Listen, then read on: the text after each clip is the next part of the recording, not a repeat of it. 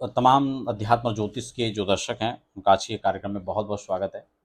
एक दर्शक का हमें प्रश्न जो प्राप्त हुआ कि कार्तिक और मार्गशीर्ष के महीने में क्या गृह प्रवेश कर सकते हैं नहीं कर सकते हैं, क्योंकि यहाँ पर बहुत सारे जो कन्फ्यूज़न है वो बने रहते हैं, लोगों के मन में रहता है कि देव उत्थान एकादशी से पहले नहीं करना है, देव सो रहे हैं।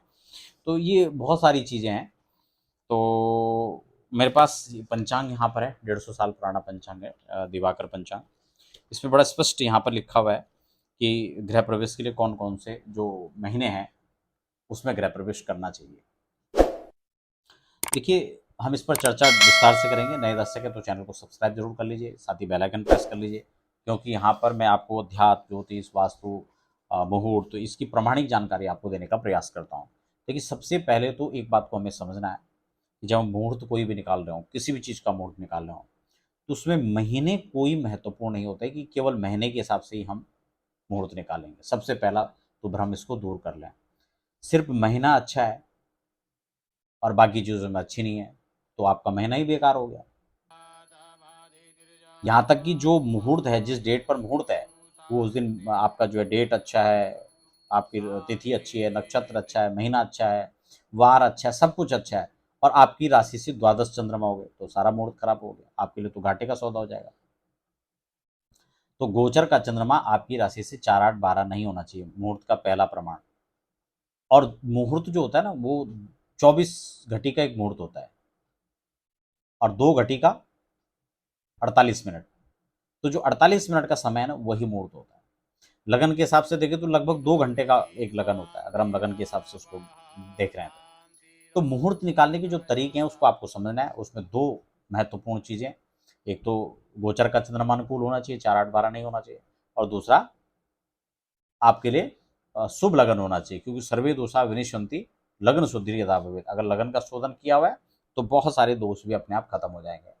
तो केवल जहाँ तक महीने का प्रसंग आता है कि महीने में कौन सा महीना अच्छा है, तो उसमें तो माघ का महीना अच्छा है गृह प्रवेश के लिए, फाल्गुन अच्छा है, जेठ अच्छा है, आषाढ़ अच्छा है, लेकिन 4 महीने में तो गृह प्रवेश नहीं होता है। तो आपको समझना है 4 महीने में नहीं बहुत अच्छा होता है, श्रेष्ठ होता है। उसके अलावा 2 महीने हैं जिनमें गृह प्रवेश होता ही नहीं है, जिसमें से आपका चैत्र है और पौष है। उसके बाद जो 6 महीने बचे, वो सभी महीने मध्यम श्रेणी में आता है। इसलिए कार्तिक का महीना है या मार्गशीर्ष का महीना है, ये दोनों ही महीने आपका मध्यम श्रेणी में आते हैं। तो महीने के हिसाब से आप इस तरह से देख सकते हैं। बाकी तिथि, नक्षत्र, वार, पंचांग शुद्धि पूरा, लगन शुद्धि, ये सारी चीज़ें देखने के बाद हम किसी भी चीज़ का मुहूर्त क्यों गृह प्रवेश करें, उसको हम डिसाइड करते हैं। और यही नहीं, हमने मुहूर्त तो बहुत अच्छा निकाल लिया और लोहे के तसले में हवन किया और गृह प्रवेश हो गया। तो ये भी हमें देखना है कि फिर हम जो उसमें कार्यक्रम संपन्न करवा रहे हो किस विधि से करवा रहे हैं। लोहे के कुंड में, लोहे का तसला हो या आजकल लोहे के कुंड है, उनमें बिल्कुल हवन नहीं होता है। उसमें लोहम तो आसुरम कहा गया है, इसलिए लोहे में हवन करने का कोई विधान नहीं है। आप स्टंडिल कुंड बनाइए या पीतल की प्रात में हवन कर लीजिए, कांसे की प्रात में कर लीजिए, या तांबे की प्रात में कर लीजिए, या तांबे का हवन कुंड रखिए। तो जो वैदिक विधि है उसको फॉलो कीजिए।